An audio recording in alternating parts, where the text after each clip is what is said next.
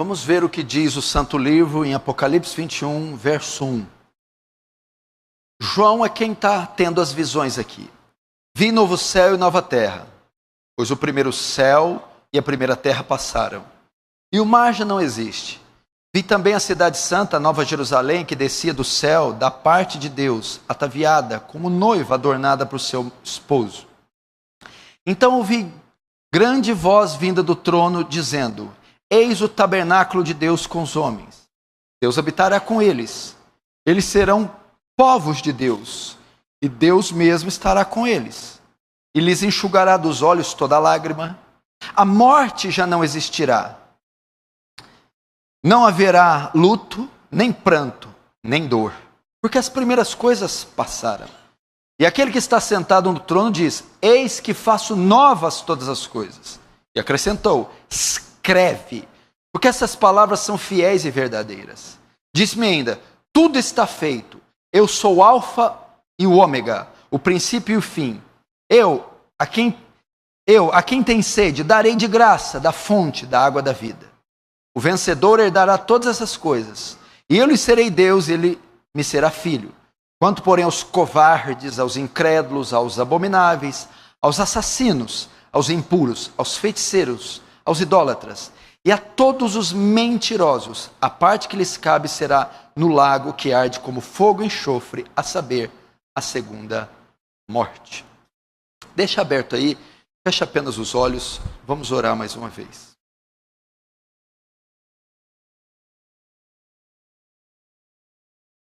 Pai Santo, a Ti o louvor, a glória, a honra e o poder. Voltamos a Ti o rosto e dirigimos a Ti as palavras, suplicando por Sua misericórdia, que nos visite, Senhor. Pai, a presença do Senhor já está sobre nós. Contudo, queremos a presença favorável, manifestada. E eu peço, manifesta ela aqui, poderosamente. Despeja da graça abundante, gloriosa. Que o perfume de Cristo tome toda essa congregação. Que mentes e corações que estão cansados, distraídos, irreverentes, se tornem para Ti em total reverência, temor e tremor. Fala, Senhor, poderosamente essa noite. Faz Teu reino avançado. Receba a glória para Si. E de alguma maneira nos conforma a imagem do Seu Filho, em nome de Jesus. Amém.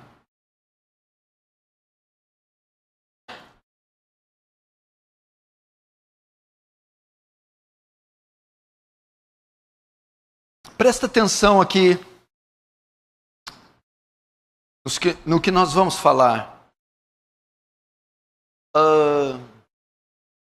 Eu falei recentemente a vocês sobre o inferno, a doutrina do inferno, o que é o inferno. Essa noite eu quero falar o lado oposto da moeda.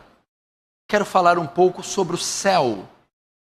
Algumas coisas que você precisa aprender sobre o céu. Que lugar é esse que os redimidos irão habitar? Aonde é este lugar que os vencedores, que aqueles que creram no Cordeiro, passarão? Que lugar é esse onde o tempo não mais conta, onde não há mais fim, chamado de eternidade? Nós precisamos aprender sobre o céu. E um dos motivos é porque a nossa geração, ela se tornou tão terrena, ao ponto de se esquecer da doutrina do céu. Esquecer que tem um céu, um lugar superior a esse, onde habitaremos para sempre. Parece que os nossos olhos, quando mais tempo passa, mais voltados para essa terra, para as coisas materiais, temporais, passageiras, ele fica. Talvez não é diferente com você. Você está aqui, mas ansioso para que o culto termine. para resolver as suas pendências materiais, temporais, passageiras. Que a Bíblia diz que a traça corrói, come, a ferrugem corrói e o ladrão rouba e escava. Mas eu quero pedir para você ter um pouquinho de paciência hoje, não olhar no relógio e pelo menos essa hora que vai se seguir, meditar comigo na eternidade, meditar comigo no céu. Depois até você pode voltar para as temporalidades fúteis da sua vida. O céu deveria marcar nós, porque Paulo, escrevendo aos Colossenses, diz: já que estáis mortos com Cristo e com Ele ressuscitastes, buscai as coisas de cima onde Cristo está, e não as da terra. Pensai nas coisas do alto.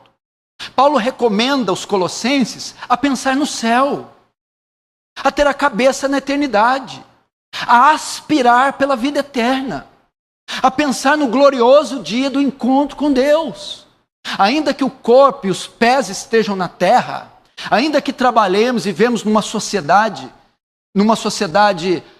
física, nossa mente, o nosso coração, nossas aspirações, que significam desejos, devem estar constantemente colocadas na redenção, na ressurreição, no arrebatamento, na segunda vinda de Cristo.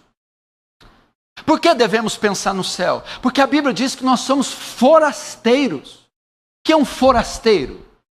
O forasteiro é um indivíduo estranho. É um indivíduo estranho à pátria que ele está. Forasteiro é aquele que não está no seu ambiente, no seu habitat natural. Somos forasteiros. Não somos daqui. Essa não é a nossa terra. A Bíblia, ela designa o crente, ela chama o crente de forasteiro. Você não é como esse povo. Não nasceu daqui, nasceu do alto. Não nasceu para viver aqui, nasceu para viver no céu. Você não tem nada a ver com essa política, essa cultura caída, essa filosofia. Você é incomum a esse mundo. A Bíblia também chama você de peregrino. O que é peregrino? É alguém que só está de passagem. É alguém que peregrina, viaja. É alguém que caminha uma jornada, mas que fora da pátria dele, buscando a pátria dele, esperando a pátria dele. Somos esses forasteiros, esses peregrinos. Por essa razão, pensamos no céu. Hebreus capítulo 13 diz: nós não temos aqui cidade permanente, mas buscamos uma futura, cujo artífice, o construtor, é Deus. Não temos aqui cidade permanente, não somos daqui. Por essa razão não juntamos tesouros aqui. Por essa razão não pensamos nas coisas daqui. Por essa razão não aspiramos grandes coisas aqui. Não temos aqui cidade permanente. Buscamos a futura. Igreja, o céu é nosso lar. O céu é o seu lar. É isso que você deve esperar ansiosamente, ardentemente. João vai dizer aos seus discípulos, aquele que tem nele essa esperança. Qual a esperança? Da sua volta, do arrebatamento, do céu. Purifica-se a si mesmo, como é puro ele é. Meu irmão, pensar no céu, desejar o céu, implica na nossa santificação. Porque pessoas são carnais? Porque caem em pecado? Porque desistiram de uma vida de oração? Por causa de deixar de esperar o céu. Quem tem a esperança do céu, quem espera pela volta de Jesus, quem espera pelo arrebatamento, quem quer ir para o céu, santifica-se, purifica-se, foge do pecado. Quem espera pelo céu tem uma vida piedosa. Se é verdade que não há ressurreição, comamos e bebamos, porque amanhã morreremos. Olha, se não tem ressurreição, se Jesus não vai voltar, se não existe céu, então comem, então bebam, então gastem dinheiro, então se afundem no prazer. Mas se há ressurreição, se há a volta de Jesus, se há o céu, então há piedade. Porque se esperarmos em Cristo somente nessa vida, somos os mais miseráveis de todos os homens, disse Paulo em 1 Coríntios 15, 19. Quem espera pelo céu tem uma vida piedosa, vela em oração, vigia para não cair em tentação, santifica-se. Quem espera para a volta de Jesus, prega o Evangelho. Prega o Evangelho. A Bíblia diz para Timóteo, Timóteo, insta, quer oportuno, quer não, exorta, repreende, redargue, porque virá o tempo que não suportarão a sã doutrina, mas tendo comichão no ouvido, amontoarão para si doutores segundo as suas próprias concupiscências. Quem tem em mente a eternidade, prega o Evangelho. Quem tem em mente o céu, prega o Evangelho. Por quê? A Bíblia diz, o diabo desceu cheio de cólera sobre vós, sabendo que pouco tempo lhe resta. Pouco tempo lhe resta, então ele vai fazer o quê? Oprimir, atacar, combater o máximo de pessoas possível. Nós também, aquele que tem a mente no céu sabe que pouco tempo resta. Agora, não seria essa a razão de não estarmos interessados na pregação do Evangelho, nem na santificação, nem na piedade? Não seria essa a razão de nós estamos preocupados com o evangelismo? Ter uma vida focada na terra. Humanos, por demais. Esperando demais aqui, sonhos, realizações. A maioria não tem nem idade mais para sonho, meu filho. O que está te esperando é a cova, meu filho. Acorda. Por que você está tão envolvido com isso? Agora aquele que aspira pelo céu. Ah, meu irmão. Ele diz como Jonathan Edwards, ó Deus, grave eternidade nos meus olhos. Grave eternidade nos meus olhos. E eu quero hoje com essa palavra resgatar a igreja de Cristo, o desejo glorioso de ir para o céu, esperar o céu, a eternidade, não esperar aumento de salário, reforma fiscal, política ou agrário, econômica, não esperar dias melhores nessa terra, não esperar financiamentos e presentes e despojos humanos, mas esperar a bendita aparição do Senhor nos ares, onde Ele redimirá um povo para si zeloso de boas obras, e com Ele estará para sempre nos céus. Ah, um povo que diz Maranata, ora vem Senhor Jesus, vem buscar a igreja. Oh meu irmão, vamos voltar a ter prazer pelo céu, prazer pelo arrebatamento, prazer pela eternidade, prazer pela vida eterna, e deixar um pouco os brinquedos de lado, as concupiscências. E é interessante, irmãos, que a Bíblia vai dizer, Jesus, que próximo à volta dele, as pessoas não estariam esperando por ele. A Bíblia diz que a volta do filho do e há de ser que na volta do Filho do Homem será como nos dias de Noé. Próximo à volta de Jesus, as pessoas estão assim. Iriam estar assim, como alguns de vocês. Comiam, bebiam, compravam, vendiam, casavam-se e davam-se em casamento. O que Jesus diz?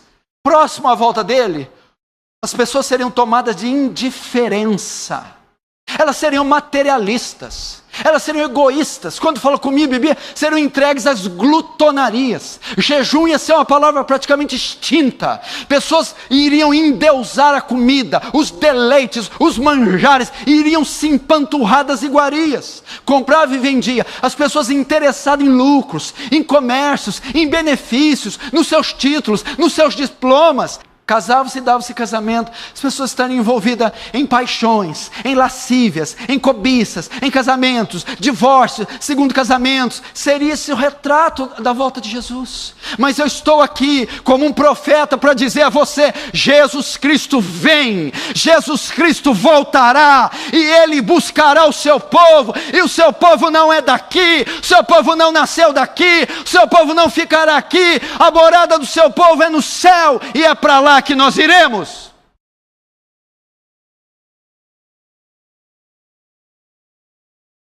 Se você não deseja, vou dizer algo para você, se você não deseja o céu, é porque você não pertence a Ele ainda. Se você não deseja o céu, é porque você é da terra. E nela você vai ficar. Aquele que deseja do céu, aquele que deseja o céu, do céu é, e para o céu irá.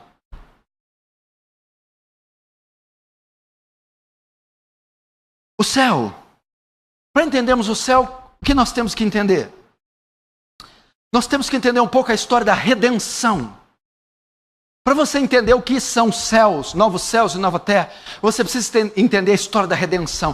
Deus cria os céus e a terra e o universo com exímia perfeição. Está lá em Gênesis, nos primeiros capítulos. Gênesis 1 e 2. Não é isso? E cria a coroa da sua criação, o homem, a sua imagem e semelhança. Adão. Mas acontece que Adão peca.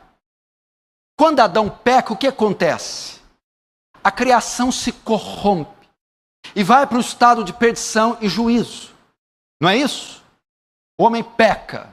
Romanos 3:23 diz que todos pecaram, destituídos da glória de Deus estão. E o salário do pecado é a morte. Romanos 3:23. O homem passa a morrer. Deus então vem e ele elabora o plano de redenção do homem, enviando o seu filho, ok? Mas vejam só. Quando o homem peca, não é só ele que recebe a sentença. O homem peca e morre. E Deus fala para ele que do suor do rosto dele ele comerás. E para a mulher com dores dará a luz. Mas a Bíblia diz que ele também amaldiçoa a terra. Maldita será a terra por tua causa. A terra foi amaldiçoada. Os animais foram amaldiçoados. O homem foi amaldiçoado. O cosmos inteiro foi amaldiçoado. Romanos vai dizer que essa terra está sob servidão, o cativeiro da corrupção. Logo, a redenção, quando Cristo vem redimir o homem na cruz, não é só o homem que ele vem redimir. Ele vem redimir o cosmos. Ele vem redimir a criação. Ele vem redimir o céu. Ele vem redimir a terra. Então, para nós entendermos o que são novos céus e nova terra, nós vamos para a redenção, onde Cristo na sua volta redimirá o povo dele, redimirá o céu, onde foi manchado pelo pecado de Lúcifer, e redimirá a terra que foi amaldiçoada pelo pecado do homem. Se você entender a redenção, então você vai entender que nesse processo, Deus está redimindo também, não só o coração do homem, como a criação que ficou sujeita à escravidão do pecado. Nós temos algumas citações do céu no Antigo Testamento. E uma das mais claras está no livro de Isaías, onde ele faz menção do céu, como o céu era visto pelo judeu do Antigo Testamento. Eu vou ler rapidamente, você não precisa abrir. Isaías 65:17, ele usa figuras simbólicas para designar o céu. Veja só. Pois eis que crio novos céus e nova terra. Notem, toda vez que vai se falar dos céus, também se fala de terra. Novos céus e nova terra. E eu vou te explicar no decorrer da mensagem o que vai ser dessa terra depois da volta de Jesus. Muitos têm dúvida, pastor, nós vamos morar só no céu e essa terra será destruída? Vamos ficar só nessa terra e não haverá céu? Ou vai haver a união dos dois? Essa terra tem alguma participação no céu? Essa terra tem alguma participação na vida eterna? Esse mundo aqui tem alguma participação na eternidade? Toda vez que a Bíblia fala de céu, sempre fala acompanhado de terra. Novos céus e nova terra. Por que ambos tiveram que fazer-se novos? A terra eu entendo, nova terra, porque o pecado corrompeu ela. E os céus? Os céus aqui não está falando do céu atmosférico. Está falando dos céus onde habitavam os anjos. Porque eles também têm que serem feitos novos. Porque houve o pecado lá também. A rebelião do querubim ungido, Satanás. Então o céu também terá que ser redimido, juntamente com a terra. Mas a primeira aparição do céu é Isaías 65:17. Deus diz algo aqui. Pois eis que crio novos céus e nova terra. Não haverá lembranças das coisas passadas.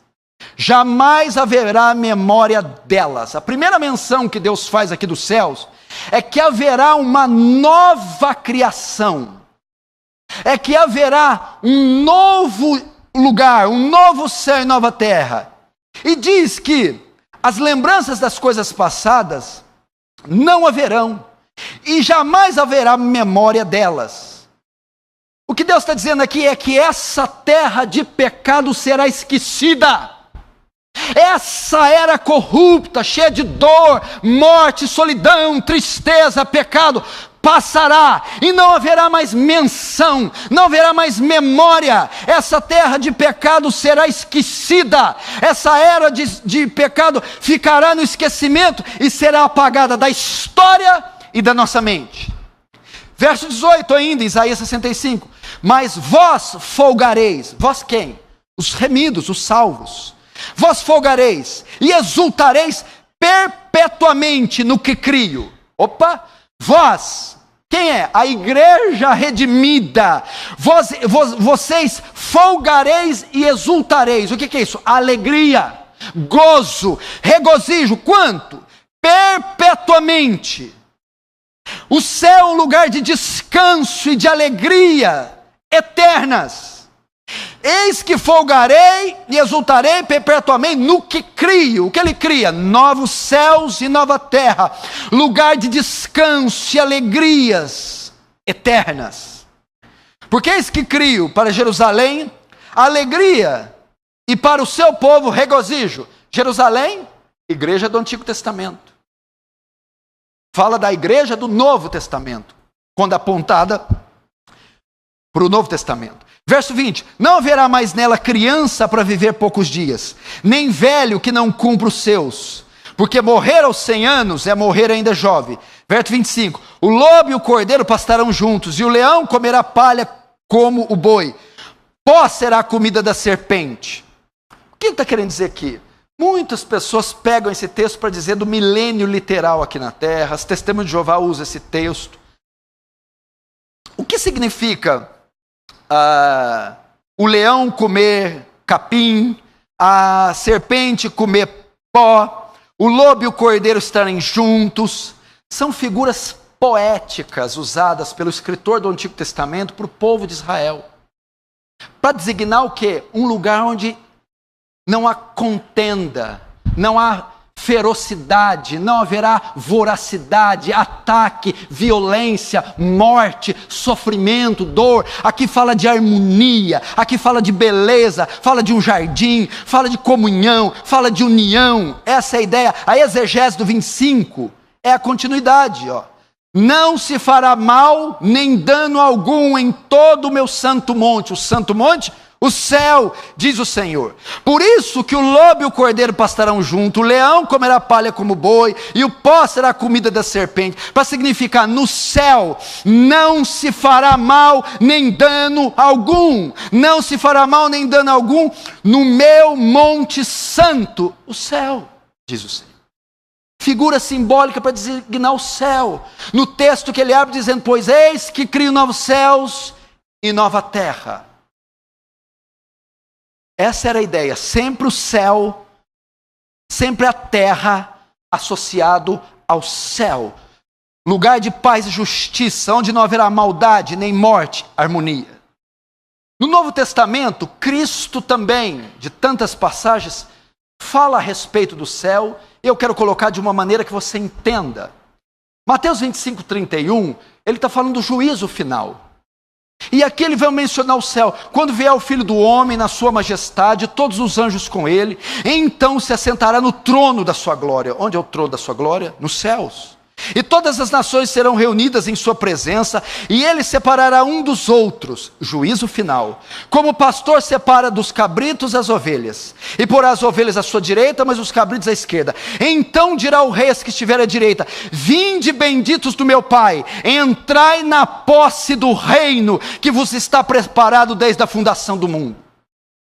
A Bíblia menciona que Cristo faz alusão ao juízo final, onde ele julgará as nações e colocará os bodes à sua esquerda e as ovelhas à sua direita. Fala do trono do julgamento, onde ele, o justo juiz, julgará.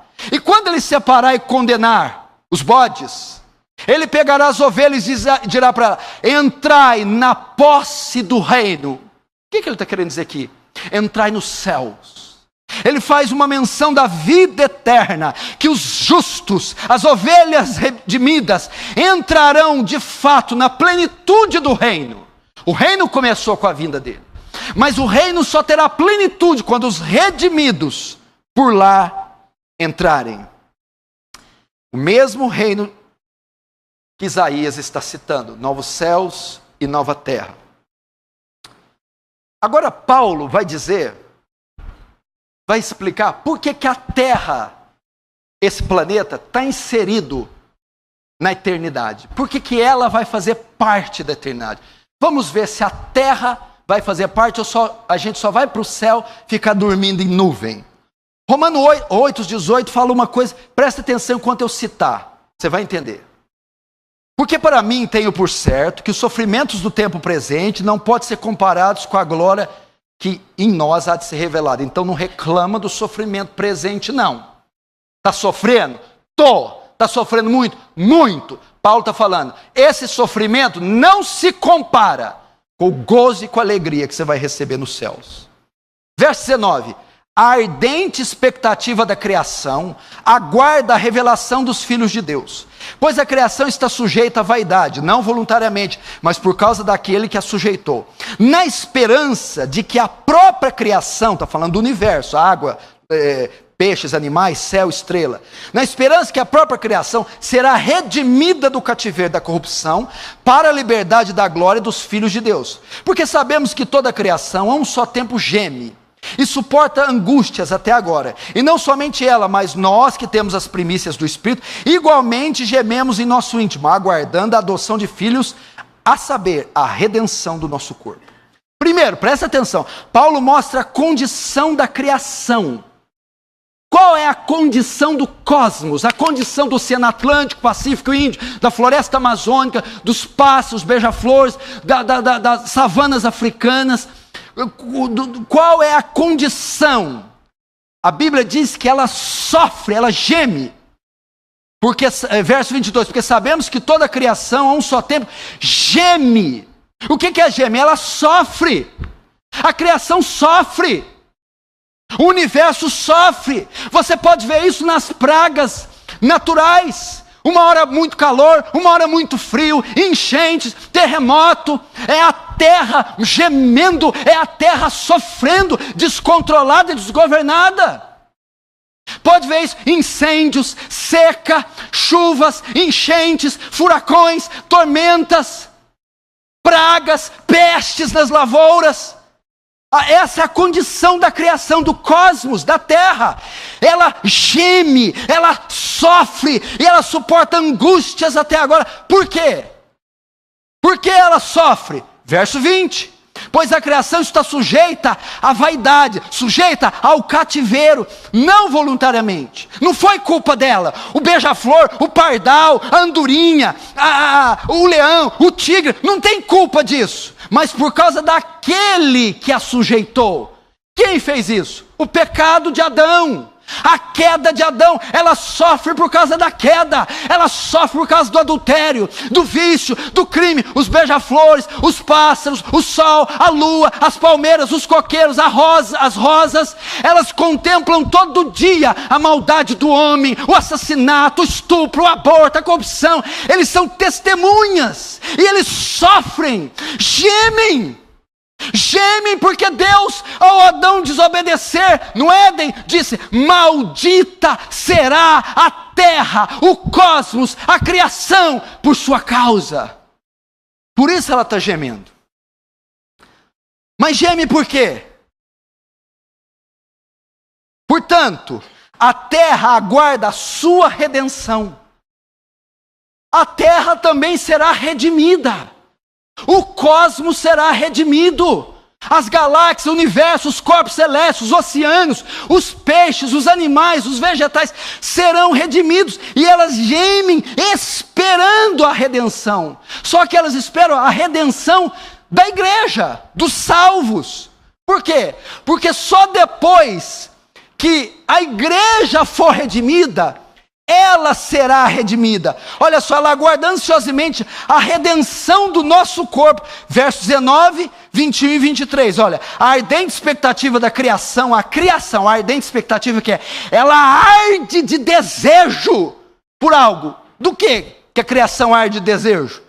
Ela aguarda a revelação dos filhos de Deus. Ela aguarda a igreja. Ela espera pela igreja, mas espera o quê? Verso 21. Na esperança de que a própria criação será redimida do cativeiro da corrupção. Ela espera que ficará livre da maldição lá do Éden. Mas como ela vai ficar livre? Verso 23. Não somente ela, mas nós que temos as primícias do Espírito, igualmente gememos no íntimo. Nós, a igreja, aguarda a adoção de filhos e a redenção do nosso corpo. A criação espera ser livre do cativeiro para a liberdade da glória dos filhos de Deus. A ardente expectativa da criação aguarda a revelação dos filhos de Deus. O que é isso? Presta atenção. Esta terra aqui é inapropriada para a igreja. Esta terra aqui é inapropriada para um corpo incorruptível, para um corpo ressuscitado. Ela é inapropriada. Então, para que a igreja habite aqui, deve haver a redenção dessa terra. E a terra que almeja ser redimida, espera ansiosamente a igreja primeiro ser redimida. Quando a igreja for redimida, a manifestação dos filhos de Deus, a redenção do corpo, a liberdade da glória dos filhos de Deus, então a terra também será redimida. Agora por que a terra vai ser redimida? Por que ela vai ser redimida? Significa elas voltarão ao estado perfeito. Para que ela vai ser redimida? Porque vai habitar alguém aqui. E quem vai habitar? Um povo redimido só habita num lugar redimido. Então, se a terra vai ser redimida, ela vai receber um povo redimido. Quem é o povo redimido? Eu e você. Isso mostra que a terra participará do céu. Esta terra participará da nossa redenção. Ela fará parte dos novos céus.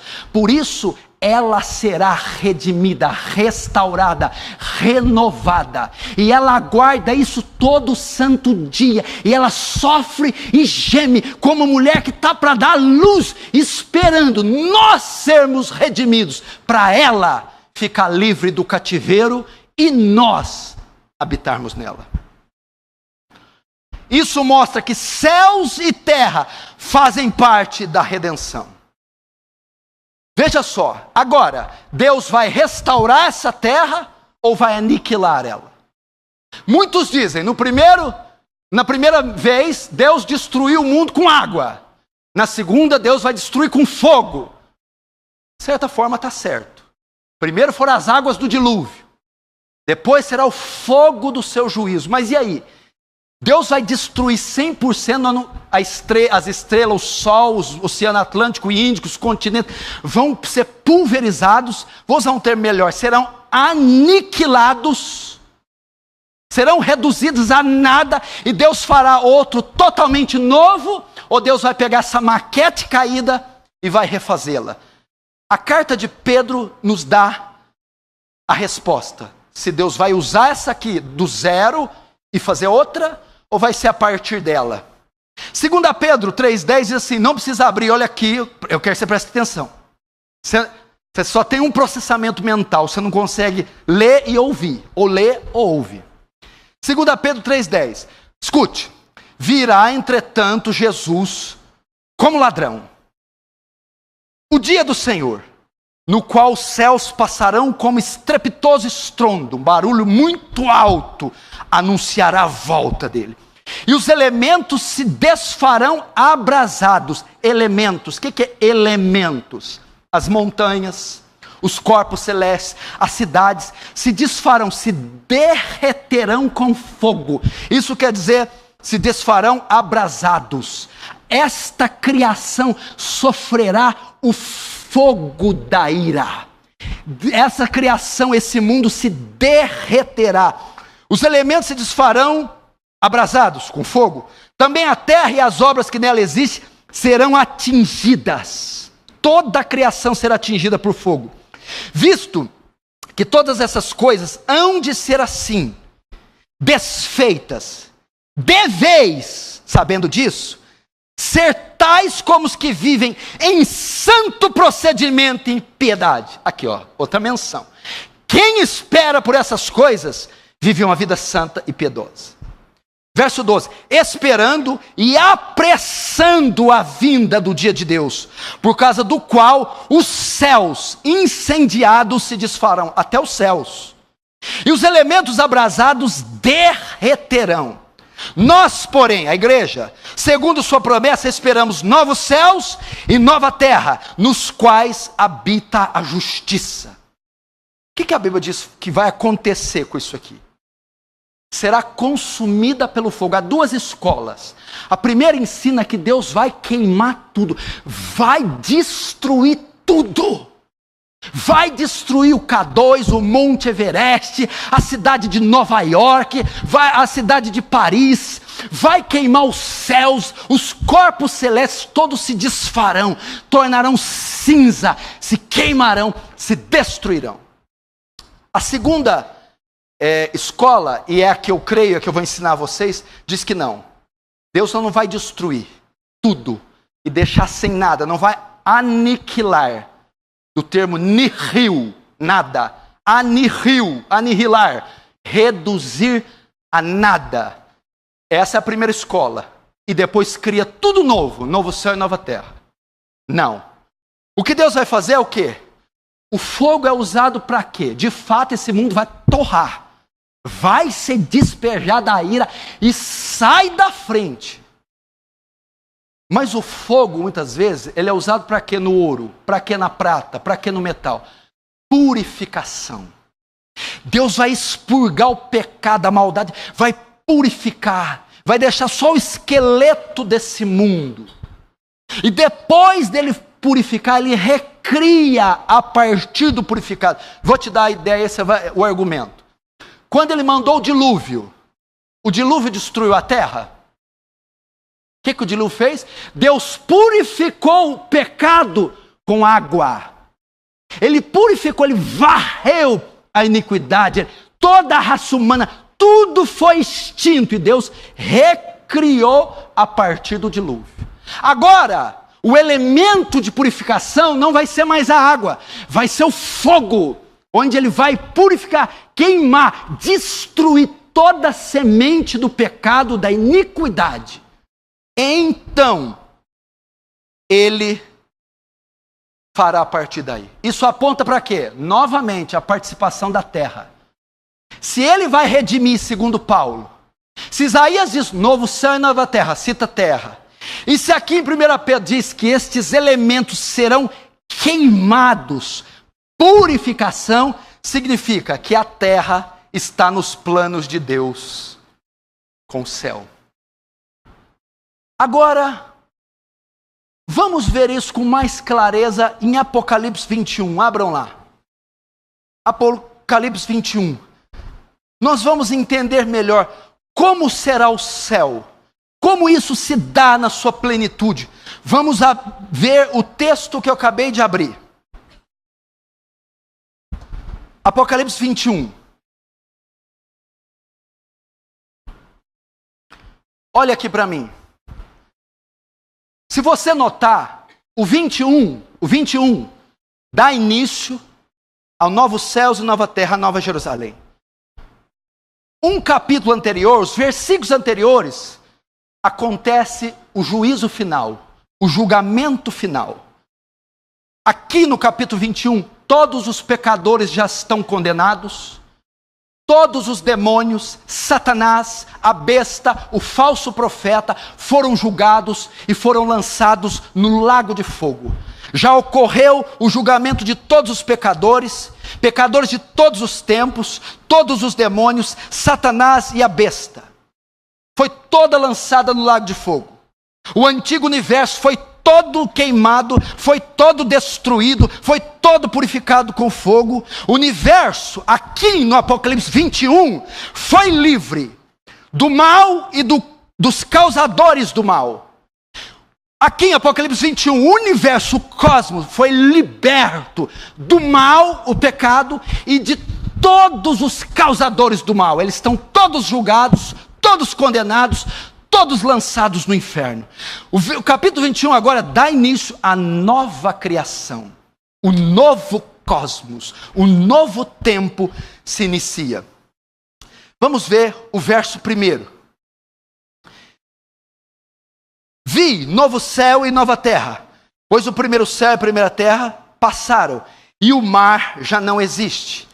Vi, o que quer dizer vi? Quem está escrevendo a carta aqui é o apóstolo João. Aqui é o ano 90. Ele é o único apóstolo dos 12, mais Paulo vivos. E esta carta, que é o Apocalipse, ele escreve por visões que ele tem. Você imagina tudo isso aqui, João viu. Ele contemplou, ele viu e ele começou a escrever. No capítulo 21, Deus dá para ele uma visão do céu, da eternidade, como seria. Então ele começa: eu, João, vi novo céu e nova terra.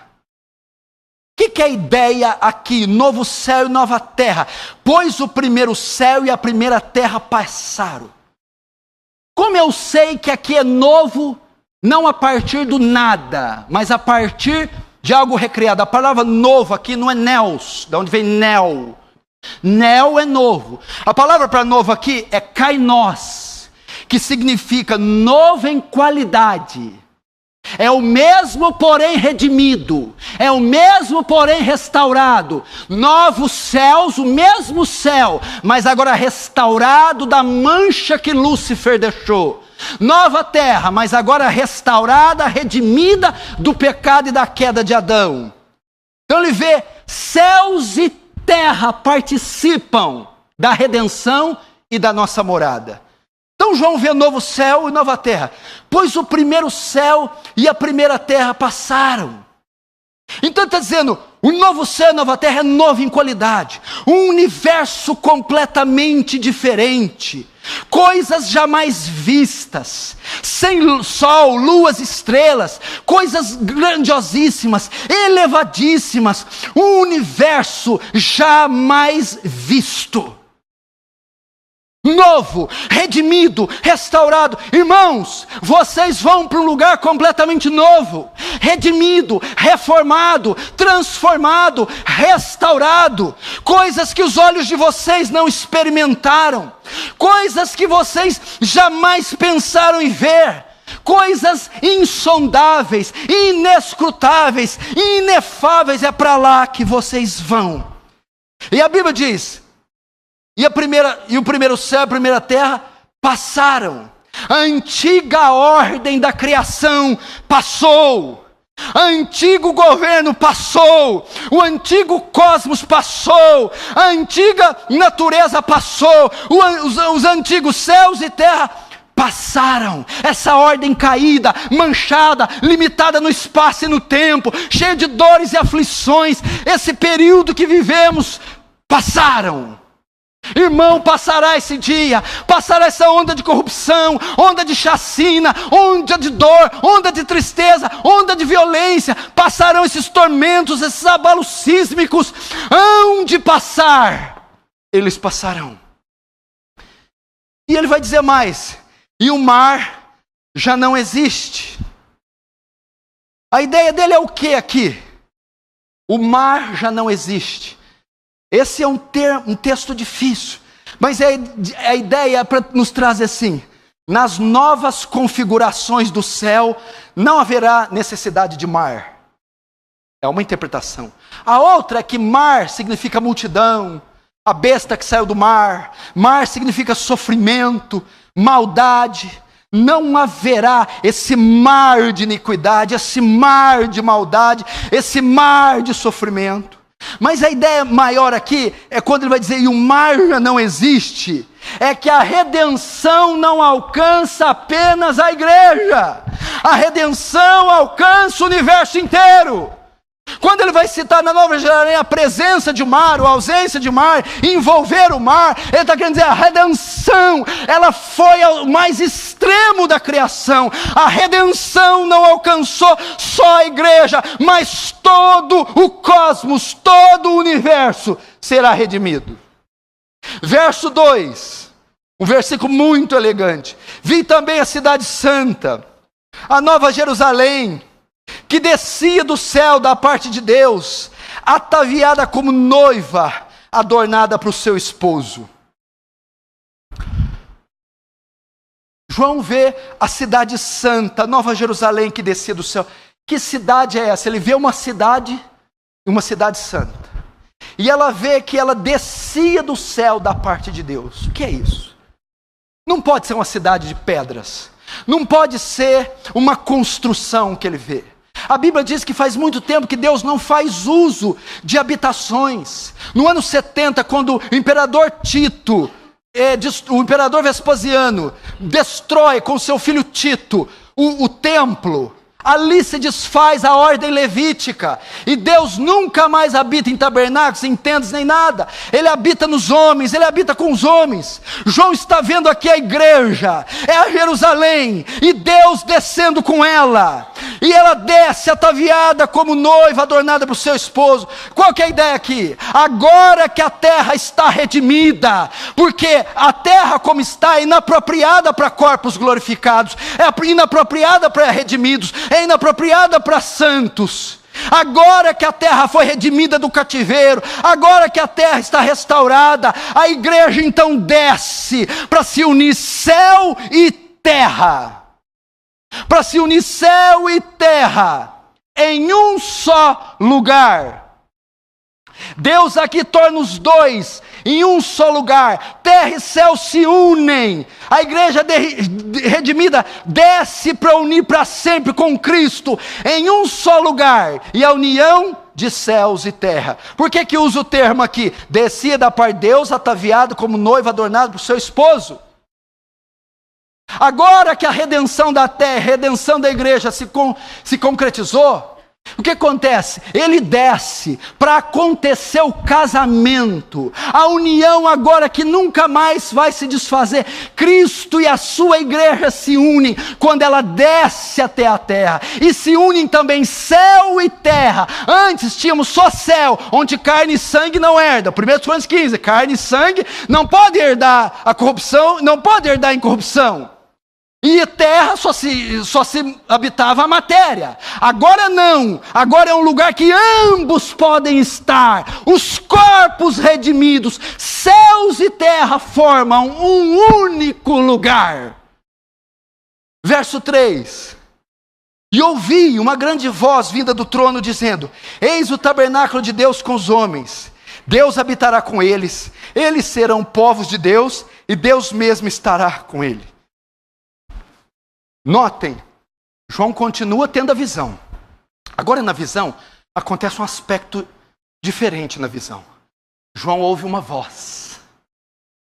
O verso 3 diz: ouvi uma grande voz. João não caracteriza quem é. Ele só dá as características do lugar. Então você sabe quem é.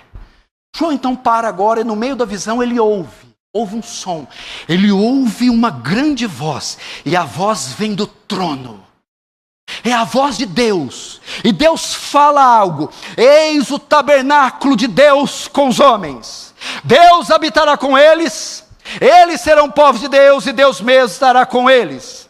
Na visão, João ouve a voz, e ela começa dizendo: Deus é quem diz, eis o tabernáculo de Deus com homens. Com os homens. O que é a palavra tabernáculo? A palavra tabernáculo quer dizer tenda, ou lugar de moradia, casa de Deus. Então João está dizendo que ouviu Deus falar: eis o tabernáculo, eis a casa de Deus, eis a tenda de Deus, eis a morada de Deus. Tá, tudo bem, é os céus. A união dos céus e a terra é contemplada agora como uma casa de Deus, a tenda, a habitação. Mas João prossegue: Deus vai prosseguindo na revelação dizendo: eis o tabernáculo de Deus com os homens, e com os homens Deus habitará com eles. O que ele está querendo dizer aqui? Escute, preste atenção. Quando a figura de Deus aqui, a linguagem é uma figura comum aos crentes do Novo Testamento, bem como os judeus. Tabernáculo era o lugar, a tenda no Antigo Testamento, onde Deus habitava junto com os filhos de Israel.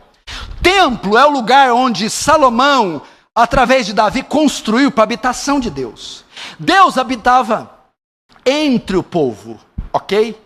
Mas nunca houve um dia que o povo habitou debaixo do mesmo teto que Deus. Ninguém morava dentro do tabernáculo. Ninguém entrava no Santo dos Santos e ali ficava. Ninguém entrava no templo e ficava no Santo dos Santos. Agora Deus está dizendo assim: eis o tabernáculo que estará não só Deus, como também os homens. Deus está dizendo: agora vocês morarão debaixo do mesmo teto, vocês morarão na mesma tenda, vocês não só no átrio, no pátio, no átrio, no santo lugar, vocês estarão no santo dos santos comigo. Essa é a ideia. Deus mesmo estará com eles. Aí o final do texto, olha só: eis o tabernáculo de Deus com os homens, Deus habitará com eles, eles serão povos de Deus, e Deus mesmo estará com eles. A ideia de João aqui é Emanuel, Deus presente, Deus conosco, Deus habitando conosco, Deus morando conosco, nós morando com Deus. Isso que você está vendo, o que eu vou resumir aqui na linguagem popular. O que Deus está falando para João? João, isso que você está vendo é a casa de Deus, e junto com o meu povo morarei para sempre. Morarei para sempre. Isso é o céu, irmãos. Morar com Deus, na casa de Deus, próximo a Deus, para sempre com Deus. Verso 4. Agora vamos ver o que não vai existir no céu. Vimos aqui como vai ser o céu, quem vai estar no céu. Agora vamos ver o que não vai existir no céu. Verso 4. Eles enxugará dos olhos toda lágrima, e a morte já não existirá, não haverá luto, não haverá pranto, não haverá dor, que as primeiras coisas passaram. Então o que não haverá? Não haverá lágrima, não haverá morte, não haverá luto, não haverá pranto, não haverá dor, não haverá nada disso aqui. Primeiro, o céu. Não haverá lágrimas. Esse lugar para onde eu e você está indo, esse lugar para onde eu e você estamos chegando, onde eu e você habitaremos, não existirá lágrimas. Qual que é a ideia aqui? Lágrimas. O que nos leva a chorar? Lágrimas fala de choro. O que nos leva a chorar? Tristeza, dor, decepção, doenças, defeitos, desespero, defeitos congênitos, anomalias, crises, tormentos. A ideia aqui é que lá não haverá necessidade de choro, não haverá motivos para chorar. O que nos leva a chorar são essas coisas: a ausência total da tristeza, a ausência total das tragédias. Por que não haverá lágrimas? Porque não haverá motivos para elas, circunstâncias para elas, nada que cause elas. O que causa as lágrimas? Dor, tristeza, crises, defeitos. Não haverá isso lá, não haverá as causas. Então ninguém chorará, não derramaremos uma gota sequer de lágrimas, porque não haverá as causas, a ausência do mal, a ausência da dor, a ausência da tristeza, a ausência das coisas que nos levam às lágrimas. Quem crê em Cristo tem a vida. Quem crê em Cristo diz amém. Só aquele que crê na vida eterna curva a cabeça, fecha os olhos.